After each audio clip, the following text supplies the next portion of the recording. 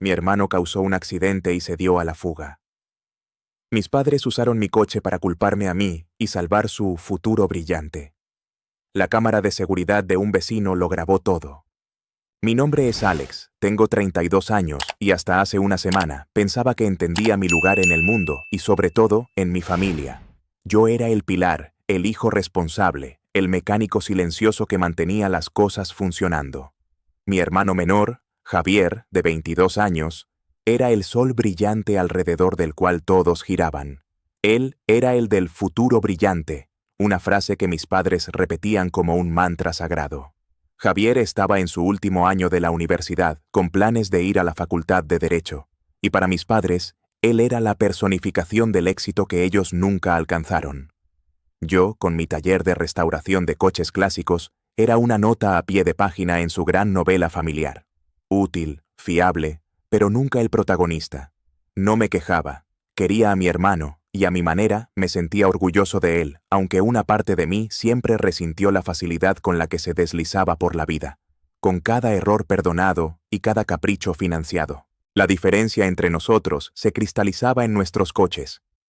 El de Javier era un BMW último modelo, un regalo de graduación adelantado, que conducía con una arrogancia temeraria.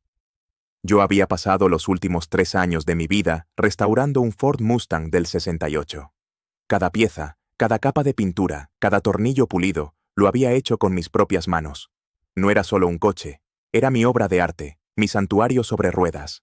Hacía apenas un mes, había tenido que arreglar un golpe considerable en el parachoques del BMW de Javier.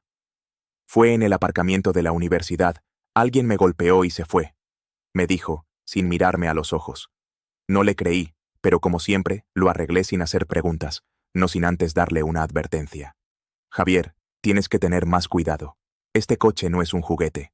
Un día tu suerte se va a acabar. Él solo se rió.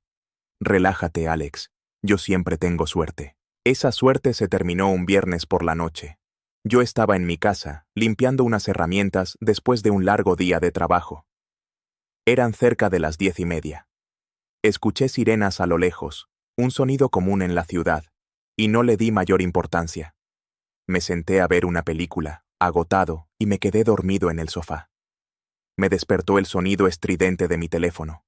Era mi madre, y su voz era un hilo de pánico agudo que me puso en alerta al instante. Alex, tienes que venir a casa, ahora mismo. Ha pasado algo terrible, dijo, su voz quebrada por los sollozos. ¿Qué pasa? ¿Están todos bien? Pregunté, ya poniéndome los zapatos. Es Javier. Solo ven, por favor, rápido. Colgó antes de que pudiera preguntar más. El trayecto de 15 minutos hasta la casa de mis padres se sintió como una eternidad. Mi mente imaginaba los peores escenarios. ¿Un accidente grave? ¿Una pelea? Cuando llegué, las luces de la casa estaban todas encendidas, proyectando un resplandor ansioso en la noche silenciosa. Entré sin llamar. Estaban los tres en el salón. Mi madre caminaba de un lado a otro, mordiéndose las uñas. Mi padre estaba de pie junto a la chimenea, con la cara pálida y sombría, y Javier estaba hundido en un sillón, con la cabeza entre las manos, temblando. Su BMW estaba aparcado fuera, y desde la puerta pude ver la abolladura en el capó y el faro derecho hecho añicos. Mi corazón se encogió. Javier, ¿estás bien? ¿Qué ha pasado? Pregunté, acercándome a él. Fue mi padre quien respondió, su voz grave y controlada. Tuvo un pequeño accidente. Un coche se le cruzó, chocaron, y Javier se asustó. Se fue del lugar. Mi madre añadió rápidamente. No fue su culpa, Alex. El otro conductor iba sin luces, y no pareció grave, solo un golpe. Javier entró en pánico, eso es todo. Javier levantó la vista, sus ojos enrojecidos y llenos de lágrimas. No sé qué hacer, susurró. Mi vida está acabada, la facultad de Derecho, todo. La escena estaba perfectamente montada. El hijo pródigo arrepentido, los padres protectores. Y yo, como siempre, estaba allí para ser el solucionador, el que limpia el desorden. Pero algo en la historia no encajaba. El pánico en los ojos de mis padres era demasiado intenso para un simple golpecito. Las sirenas que había escuchado antes, Una sensación de hielo comenzó a formarse en mi estómago. Sabía que me estaban ocultando algo, pero en ese momento, atrapado en el torbellino del drama familiar, no podía ver la verdadera y monstruosa dimensión de su mentira. Solo veía a mi hermano pequeño, aterrorizado, y a mis padres suplicándome ayuda con la mirada. Mi padre se acercó y puso una mano sobre mi hombro, un gesto que en el pasado habría sido reconfortante, pero que en ese momento se sintió pesado, como el de un carcelero. «Alex», dijo, su voz baja y urgente, adoptando el tono de crisis que siempre usaba para unirnos. «Necesitamos pensar con claridad. Tu hermano cometió un error estúpido, un error de niño asustado, pero si la policía lo encuentra, no verán a un niño, verán a un criminal. Su solicitud para la facultad de Derecho, su reputación, todo por lo que hemos trabajado, se convertirá en cenizas». La forma en que dijo «hemos trabajado» me irritó. Él no había trabajado. Yo había trabajado, mi madre había trabajado, Javier había recibido.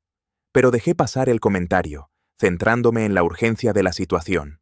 ¿Qué tan grave fue el golpe?, pregunté, tratando de evaluar el daño real. ¿Hay heridos? Mi madre intervino de inmediato, su voz un poco demasiado aguda, demasiado rápida. No, para nada. El otro coche apenas se rozó, el conductor ni siquiera se bajó, te lo dijimos, fue una tontería. Javier, desde el sillón, finalmente habló, su voz ahogada. Ni siquiera vi bien, simplemente sentí el golpe y me fui. Soy un idiota. Parecía tan genuinamente arrepentido, tan destrozado, que la sospecha que sentía se vio ahogada por una oleada de compasión fraternal. Era mi hermano pequeño, y estaba en problemas. La policía buscará el BMW, continuó mi padre, marcando el ritmo de su plan. El daño es obvio, pero Alex, tu coche, tu Mustang. Mi estómago se contrajo. Es del mismo color oscuro, dijo, mirándome fijamente. Si denunciamos que tu coche fue robado esta noche, creamos una cortina de humo. Les da a los policías otra cosa que buscar. Desvía la atención. Les da a ellos una duda razonable y a nosotros nos da tiempo. Tiempo para encontrar un buen abogado. Tiempo para que Javier se calme y piense en una declaración. La propuesta era tan audaz, tan retorcida, que me quedé sin palabras. Quería que involucrara mi coche, mi obra de arte, en su red de mentiras. «Estás loco», logré decir. «No voy a denunciar un robo falso. Eso es un delito». «Y lo que hizo Javier también es un delito», replicó mi padre, su voz subiendo de tono. «¿Cuál prefieres? ¿Un pequeño delito de papeleo para proteger a tu hermano o un delito grave que lo meterá en la cárcel y destruirá su futuro? Elige, Alex. Por una vez, elige a tu familia». La presión era inmensa, aplastante. Me sentía atrapado en una habitación sin aire. Fue mi madre la que asestó el golpe final. Se acercó, sus ojos llenos de lágrimas, y me tomó las manos. Las suyas estaban heladas. «Por favor, hijo», susurró. «Es tu único hermano. Sé que siempre has sido el fuerte, el que nos cuida a todos. Te lo pedimos una última vez. Su futuro entero está en tus manos. Si no haces esto, lo perderá todo. No dejes que eso suceda, no por un simple error». Me llamó fuerte, me recordó mi papel de protector y redujo el crimen de Javier a un simple error. Y yo, condicionado por 32 años en ese rol, cedí. Una parte de mi cerebro gritaba que era una idea terrible, pero la otra, la del hermano mayor obediente, ganó la batalla. Con un suspiro que se sintió como una rendición, saqué las llaves de mi Mustang del bolsillo. «Solo esta noche», dije, mi voz apenas un murmullo. «Lo reportaré como robado esta noche, y mañana por la mañana lo reportaré como encontrado. Y ustedes buscan un abogado». Mi padre me arrebató las llaves de la mano con una rapidez que me alarmó. «Gracias, hijo. Sabía que podíamos contar contigo». Se fue sin decir más, saliendo por la puerta trasera. Volví a casa sintiéndome vacío y sucio, como si me hubiera traicionado a mí mismo. Me repetía que solo estaba ayudando a ocultar el coche por unas horas, que estaba ganando tiempo para mi hermano asustado. Me fui a la cama con un dolor de cabeza punzante, y dormí un sueño pesado y sin descanso. A la mañana siguiente, me desperté con una sensación de pavor. El sol entraba por la ventana, pero el mundo se sentía oscuro. Lo primero que hice fue encender el televisor para ver las noticias locales, una costumbre matutina. Y fue entonces cuando mi mundo se vino abajo. La presentadora, con una expresión grave, dio la noticia principal. La policía sigue buscando al responsable de un trágico accidente de atropello y fuga ocurrido anoche en la intersección de Oak Street y la Tercera Avenida. Mi corazón se detuvo. Esa intersección estaba a solo 5 minutos de la casa de mis padres. Una joven de 26 años, continuó la presentadora mientras una foto de una mujer sonriente aparecía en la pantalla. Fue arrollada mientras montaba en bicicleta. Se encuentra en estado crítico en el Hospital General. La policía pide la ayuda de la ciudadanía para localizar un sedán clásico de color oscuro, posiblemente un Ford Mustang que fue visto huyendo de la escena. El mando a distancia se me cayó de la mano. No fue un coche, fue una ciclista. No fue un golpecito. Estaba en estado crítico, y no buscaban un BMW. Buscaban un Mustang, mi Mustang. En ese preciso instante, mientras el rostro de la mujer herida seguía en la pantalla, sonó el timbre. No era un timbre suave. Eran golpes fuertes, firmes, autoritarios. Me asomé por la mirilla. 2 hombres con traje, con placas colgadas del cuello, estaban en mi porche. Eran detectives. Y supe, con una certeza que me congeló hasta los huesos, que no habían venido a tomar una denuncia por robo. Habían venido por mí. Mi mente se partió en 2. Una parte, la racional, sabía que tenía que decir la verdad, explicar la locura de la noche anterior. La otra, la del hermano mayor condicionado, seguía aferrada a la promesa que le había hecho a mi madre. Abrí la puerta, mi cuerpo moviéndose por inercia.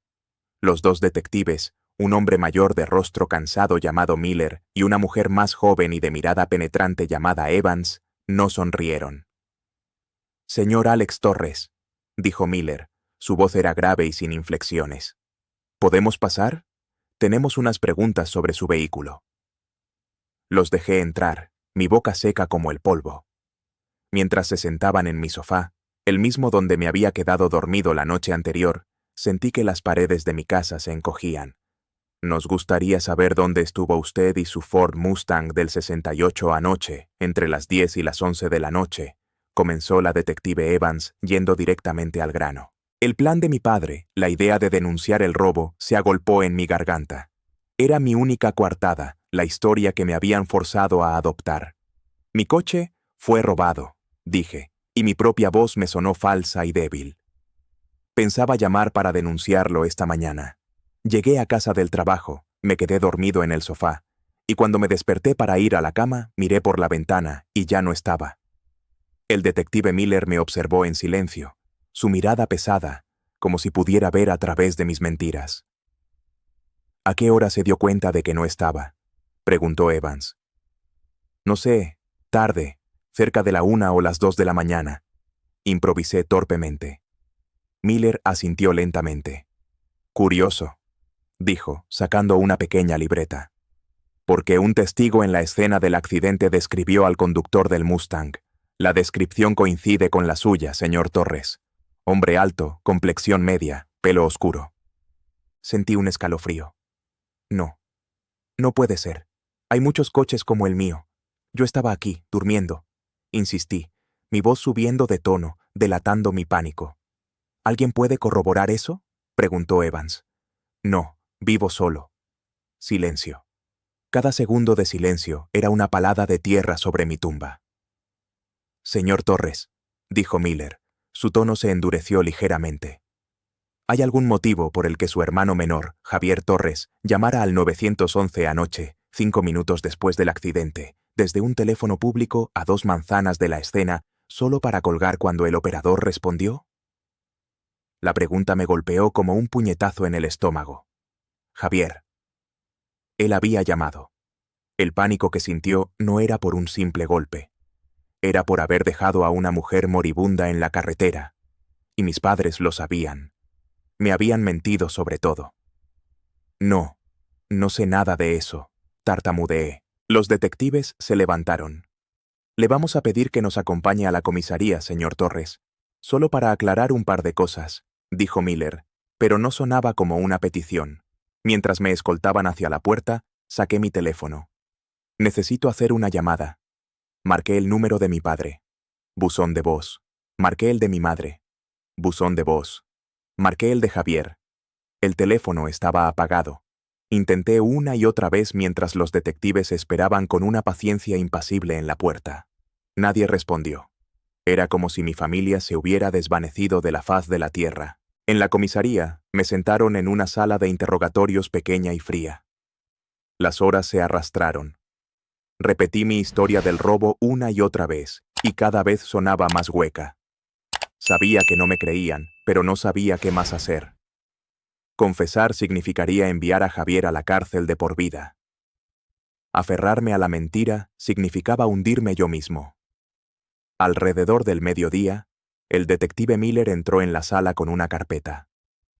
La dejó caer sobre la mesa de metal, con un ruido sordo que me hizo dar un respingo.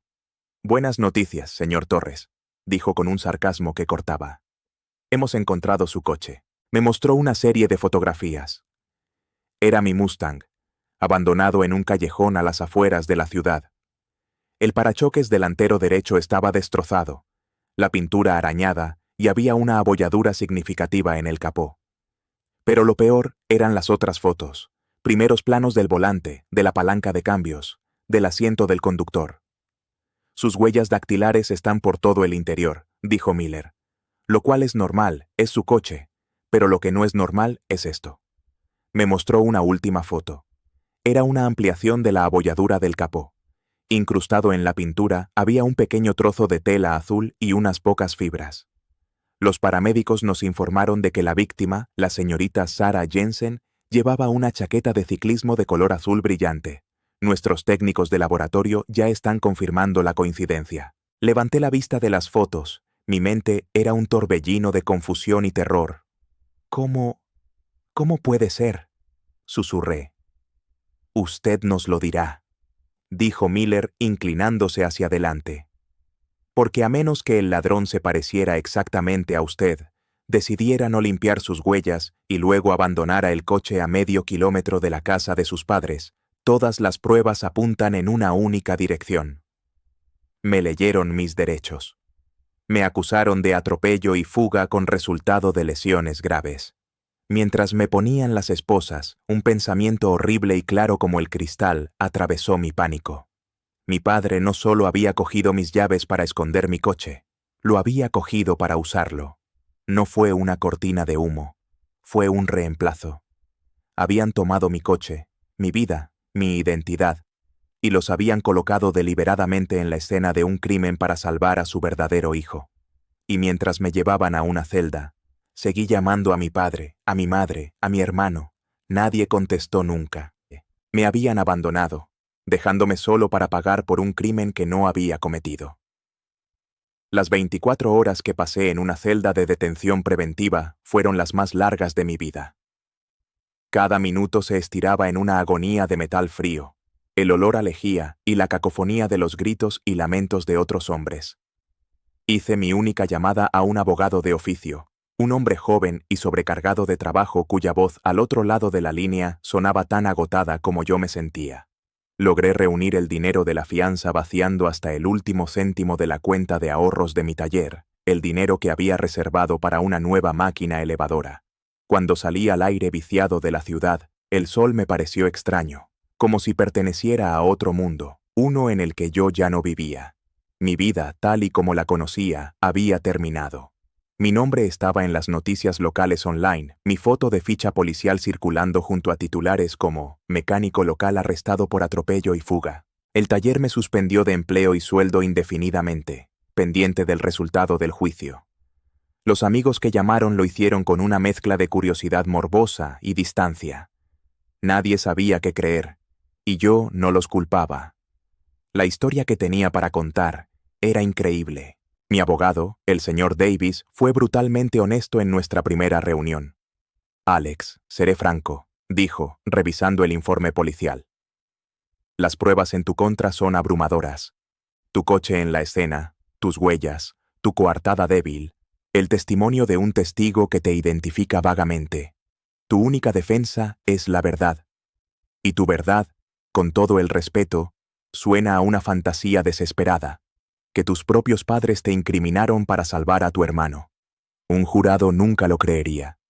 ¿Tu hermano prodigio comete el crimen y tus padres para protegerlo te incriminan a ti, su otro hijo? Parece sacado de una mala película. Me sentí hundir en la silla. ¿Qué puedo hacer?, pregunté. Mi voz era un susurro. Rezar por un milagro, respondió. Los días siguientes fueron un infierno de aislamiento. Me encerré en mi casa, incapaz de enfrentarme a las miradas de los vecinos. Conducía por las noches, sin rumbo, y a veces pasaba por delante de la casa de mis padres. Las luces estaban encendidas, las siluetas se movían dentro. Sus vidas continuaban, imperturbables, mientras la mía se desmoronaba. La rabia que sentía era tan intensa que me ahogaba, una rabia impotente porque no tenía forma de demostrar mi inocencia. Fue durante una de esas noches de insomnio, sentado en el porche de mi casa, a las 3 de la mañana, que ocurrió el milagro por el que Davis me había dicho que rezara. Vi una pequeña luz LED parpadeando en la esquina de la casa de al lado. Era la casa del señor Henderson, un veterano de Vietnam jubilado, un hombre solitario y de pocas palabras que pasaba la mayor parte de sus días en su garaje. Su única y verdadera pasión era su sistema de seguridad. Tenía cámaras por todas partes. En el tejado, sobre el garaje, apuntando a la calle. Siempre me había parecido una excentricidad de un hombre paranoico.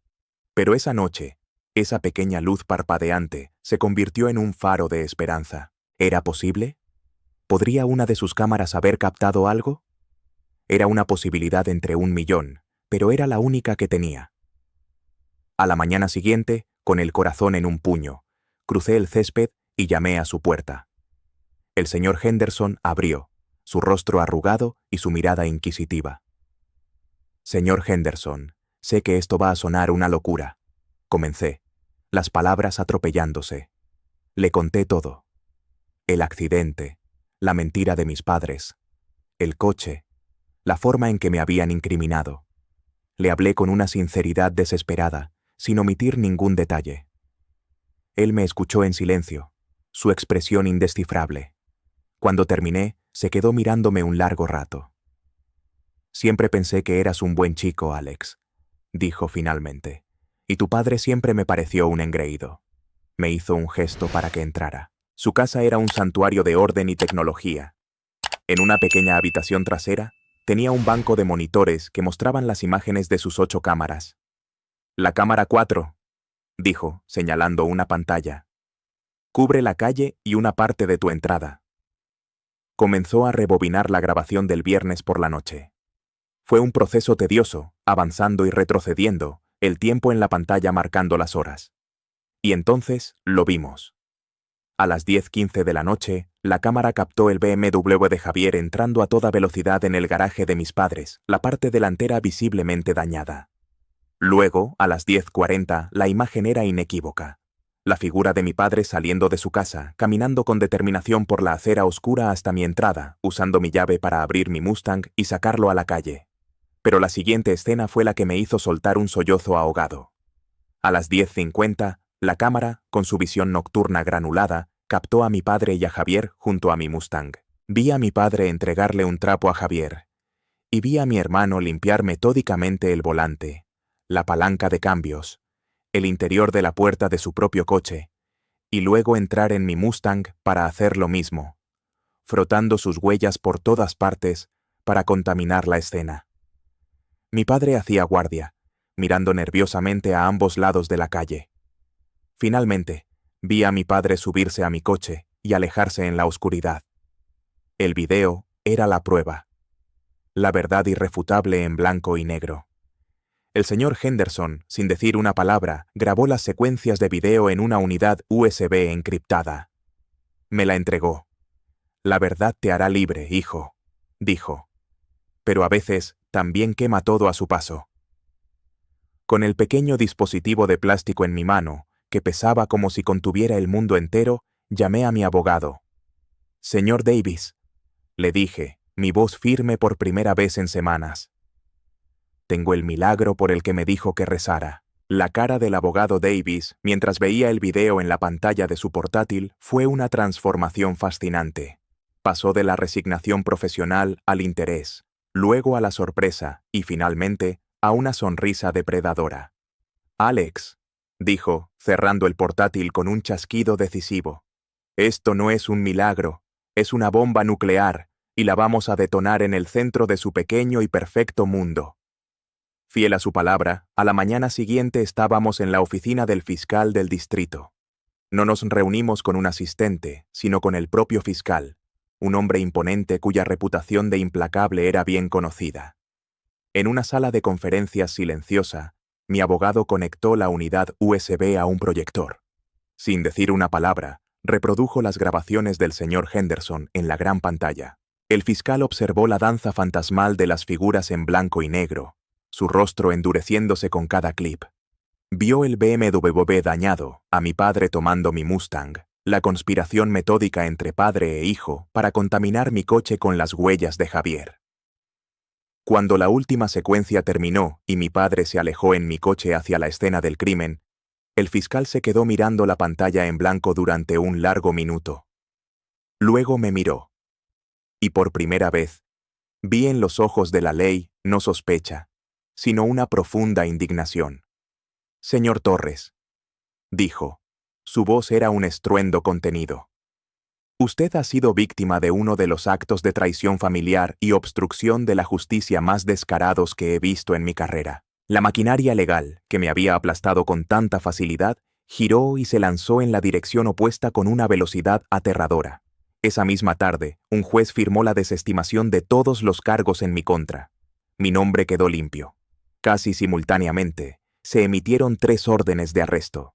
Para Javier, por atropello y fuga con resultado de lesiones graves y conspiración para cometer un delito.